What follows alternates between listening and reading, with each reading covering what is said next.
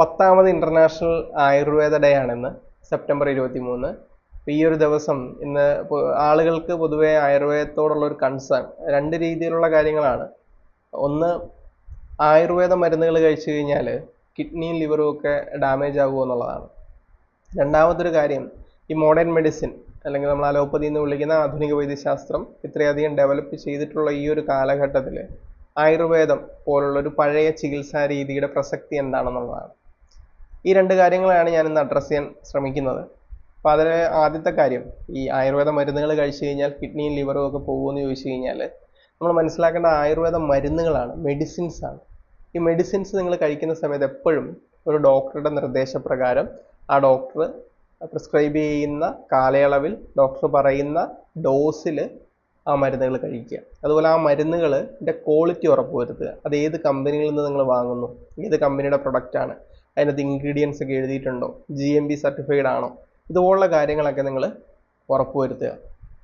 പിന്നെ ചില ആളുകൾ ആരോഗ്യ സംരക്ഷണത്തിന് വേണ്ടിയിട്ട് പല ആയുർവേദ മരുന്നുകൾ, ഇപ്പോൾ ചവനപ്രാശം പോലുള്ള അല്ലെങ്കിൽ മറ്റു ലേഹ്യങ്ങളൊക്കെ കഴിക്കാറുണ്ട്, അല്ലെങ്കിൽ ഇതുപോലുള്ള മരുന്നുകൾ കഴിക്കുമ്പോഴും നിങ്ങൾ എപ്പോഴും ഒരു ഡോക്ടറുടെ നിർദ്ദേശപ്രകാരം, രജിസ്റ്റേർഡ് ആയുർവേദ പ്രാക്ടീഷണർ നിർദ്ദേശപ്രകാരം അവർ പറയുന്ന കാലയളവിൽ മാത്രം മരുന്നുകൾ കഴിക്കുക. അങ്ങനെ ചെയ്തു കഴിഞ്ഞാൽ നിങ്ങളുടെ ലിവറും കിഡ്നിയോ മറ്റു ഓർഗൻസിനോ ഒന്നും ഒരു രീതിയിലുള്ള പ്രശ്നങ്ങളും ഉണ്ടാവില്ല.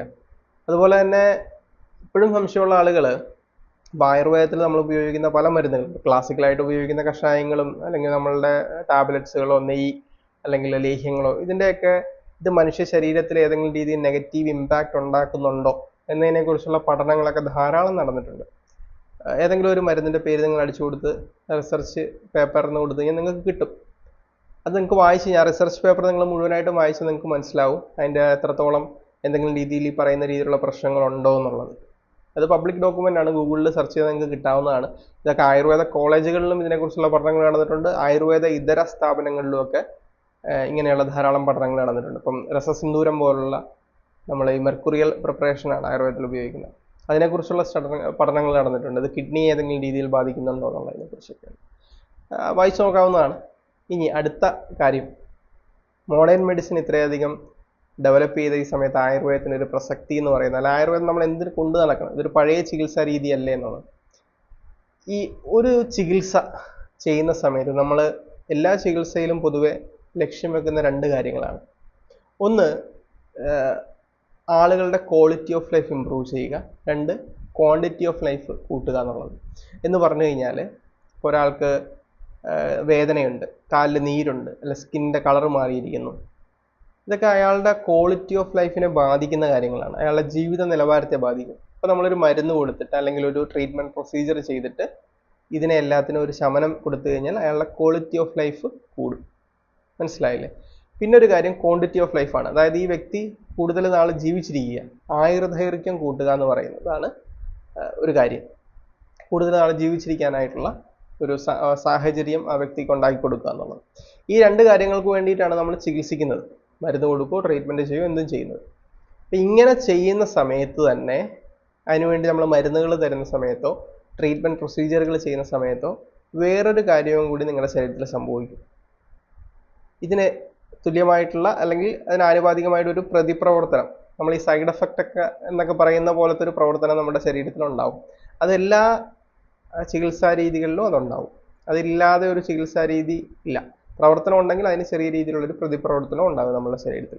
അപ്പം നമ്മൾ എപ്പോഴും ലക്ഷ്യം വെക്കുന്നത് ഈ പ്രതിപ്രവർത്തനത്തെ അല്ലെങ്കിൽ ഈ സൈഡ് എഫക്റ്റിനെ മിനിമൈസ് ചെയ്തിട്ട് നിങ്ങൾക്ക് അതിലൂടെ കിട്ടുന്ന ആ ഒരു ഗുണഫലം എന്ന് പറയുന്നത്, റിസൾട്ട് എന്ന് പറയുന്നതിനെ കൂട്ടുക, ഈ പ്രതിപ്രവർത്തനം സൈഡ് എഫക്റ്റിനെ കുറച്ചു കൊണ്ടുവരിക എന്നുള്ളതാണ് നമ്മളുടെ ലക്ഷ്യം. അത് ആ ഒരു ലക്ഷ്യത്തിന് വേണ്ടിയിട്ടാണ് നമ്മൾ എപ്പോഴും മരുന്നുകളിൽ മാറ്റം വരുത്തുന്ന സമയത്തും ട്രീറ്റ്മെൻറ്റ് പ്രൊസീജിയറുകൾ നമ്മൾ അപ്ഡേറ്റ് ചെയ്യുന്ന സമയത്തും ഒക്കെ ശ്രമിക്കുന്നത് ഈ ഒരു ലക്ഷ്യത്തിന് വേണ്ടിയിട്ടാണ്.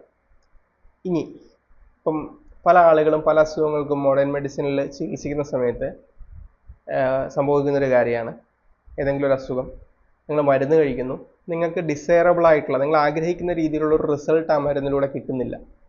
പക്ഷെ നിങ്ങൾ ആ മരുന്നുകൾ കഴിക്കുന്ന സമയത്ത് നിങ്ങൾക്ക് ഒരുപാട് ബുദ്ധിമുട്ടുണ്ട്. മരുന്ന് കഴിച്ച് ഉറക്കം കിട്ടുന്നില്ല, മുടിയൊക്കെ കൊഴിഞ്ഞു പോകുന്നു, വയറ്റിൽ നിന്ന് പോകുന്നില്ല, വിശപ്പില്ല, വായിലേക്ക് തൊലി പോകുന്നു, മാനസികമായിട്ട് ഭയങ്കര ബുദ്ധിമുട്ട്, വണ്ണം വെക്കുന്നു. പക്ഷേ ഡോക്ടറോട് ഇതൊക്കെ പറയുമ്പോൾ ഡോക്ടർ പറഞ്ഞു ഇതൊക്കെ ചെയ്യാനുള്ളൂ, വേറൊന്നും ചെയ്യാനില്ല എന്ന് പറയുന്നു. നിങ്ങൾക്ക് ഈ മരുന്ന് കഴിച്ചിട്ട് നിങ്ങൾക്ക് നിങ്ങളുടെ അസുഖത്തിന് വലിയ രീതിയിലുള്ള ഒരു മാറ്റമൊന്നുമില്ല, ഓക്കെ, അങ്ങനെ പോകുന്നു. മനസ്സിലായില്ലേ? അവിടെ സംഭവിക്കുന്ന ഒരു കാര്യം ഞാൻ നേരത്തെ പറഞ്ഞതാണ്. അതായത് നിങ്ങൾ ആ മരുന്നുകൾ കഴിക്കുന്ന സമയത്ത് നിങ്ങൾക്ക് കിട്ടേണ്ട ആ ഫലം കുറഞ്ഞിരിക്കുകയും ആ മരുന്ന് കഴിക്കുമ്പോൾ നിങ്ങൾക്ക് ഉണ്ടാകുന്ന ആ ഒരു സൈഡ് എഫക്റ്റ് അല്ലെ പ്രതിപ്രവർത്തനം എന്ന് പറയുന്നത് കൂടി നിൽക്കുകയും ചെയ്യുന്നു. ഇങ്ങനത്തെ ഒരുപാട് സാഹചര്യങ്ങൾ പലപ്പോഴും പല ചികിത്സാ രീതികളിലും സംഭവിക്കാറുണ്ട്, പ്രത്യേകിച്ച് മോഡേൺ മെഡിസിനിൽ. അങ്ങനെയുള്ള പല അസുഖങ്ങളിലും ഈ പറയുന്ന ആയുർവേദം പോലുള്ള ഇതര ചികിത്സാ രീതികളിൽ ബെറ്റർ ആയിട്ടുള്ള മരുന്നുകളും ചികിത്സാ രീതികളും ഉണ്ടാകും. ഇപ്പോൾ ഉദാഹരണം പറഞ്ഞ ഓട്ടോ ഇമ്മ്യൂൺ ഡിസീസ് എന്ന് പറയുന്നത് നമ്മളുടെ ശരീരത്തിലെ പ്രതിരോധ ശക്തി തന്നെ നമ്മളുടെ ശരീരത്തിലുള്ള കോശങ്ങൾക്കെതിരെ തിരിയുന്ന രീതിയിലുള്ള ഒരു അസുഖമാണത്. അതിന് മോഡേൺ മെഡിസിനിൽ പലപ്പോഴും ഇമ്മ്യൂണോ സപ്രസൻറ്റുകൾ അല്ലെങ്കിൽ അക്യൂട്ടായിട്ട് ഒരു ഇൻഫ്ലമേഷൻ ഉണ്ടായി കഴിഞ്ഞാൽ സ്റ്റിറോയിഡുകളൊക്കെയാണ് കൊടുക്കുക. പക്ഷെ ഇത് നിരന്തരം ആളുകൾ ഈ മരുന്നുകൾ ഉപയോഗിച്ച് കഴിയുമ്പോൾ കുറേ നാൾ കഴിയുമ്പോൾ ഈ ആളുകൾ പേഷ്യൻസ് ഭയങ്കരമായിട്ട് പല പ്രശ്നങ്ങളാവും അവർക്ക്. അങ്ങനെയുള്ള അസുഖങ്ങളിൽ പലപ്പോഴും ആയുർവേദത്തിൽ നമ്മൾ ചെയ്യുന്ന പഞ്ചകർമ്മ പോലുള്ള ശോധന ചികിത്സകൾ വളരെ ഫലപ്രദമാണ്. ഈ ഇടയ്ക്കിടയ്ക്ക് ഉണ്ടാകുന്ന ഈ ഇൻഫ്ലമേഷൻസ്, അതിൻ്റെ ഒരു 6 മാസം കൂടുമ്പോൾ ഉണ്ടായിരുന്ന ഒരു ഇൻഫ്ലമേഷൻ അല്ലെങ്കിൽ ആ ഒരു അറ്റാക്ക് ഒരു വർഷത്തിലാവുന്നു, പിന്നീട് അത് ഡിസപ്പിയർ ചെയ്തു പോകുന്നു. ആ രീതിയിൽ ഇപ്പം ഞാനിതൊരു ഉദാഹരണമായിട്ട് പറഞ്ഞ പല അസുഖങ്ങളിലും ഈ രീതിയിൽ അതിൻ്റെ ഒരു എഫേർട്ട് കുറഞ്ഞിരിക്കുകയും ചികിത്സ കൊണ്ടുണ്ടാകുന്ന അനന്തരഫലങ്ങൾ, അതിൻ്റെ സൈഡ് എഫക്റ്റുകൾ കുറഞ്ഞിരിക്കുകയും റിസൾട്ട് നല്ലതായിരിക്കുകയും ചെയ്യാറുണ്ട് പലപ്പോഴും ആയുർവേദത്തിൽ. അതുകൊണ്ടാണ് ആയുർവേദം ഇന്നും നിലനിൽക്കുന്നത്. ഇപ്പോൾ ചരക സംഹിത വരുന്നത് 1-ാം നൂറ്റാണ്ടിലാണ് എന്നാണ് നമ്മൾ വിശ്വസിക്കപ്പെടുന്നത്.